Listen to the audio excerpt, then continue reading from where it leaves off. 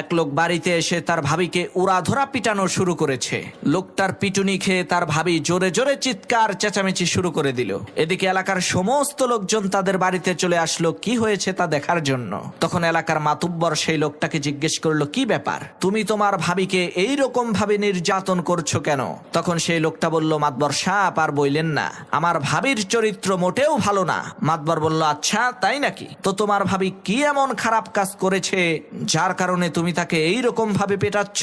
তখন সেই লোকটা বলল, মাতবর সাহেব কি বলবো দুঃখের কথা, আমাদের এই এলাকার যাকে আমি জিজ্ঞেস করি, কি ভাই মোবাইলে কার সাথে কথা বলেন, আজব ব্যাপার, সবাই বলে তোমার ভাবির সাথে কথা বলি। তাহলে মাতবর সাহেব আপনিই বলেন আমার ভাবির চরিত্র কত খারাপ, সে এলাকার সমস্ত পরপুরুষের সাথে মোবাইলে কথা বলে। তখন মাতবর বলল, আরে বেয়াকুব, আসলে বিষয়টা এইরকম না। আসল বিষয় হলো ওই লোকেরা তাদের নিজেদের স্ত্রীর সাথেই মোবাইলে কথা বলে। এলাকার লোকজন যেহেতু সম্পর্কে তোমার ভাই হয়, তাহলে তাদের স্ত্রীরা সবাই তো তোমার ভাবি হয়, এ কারণেই সবাই বলে তোমার ভাবির সাথে কথা বলছে। মাতুব্বরের এই কথা শুনে লোকটা বলল, ও আচ্ছা, এখন বুঝলাম আসল কাহিনী।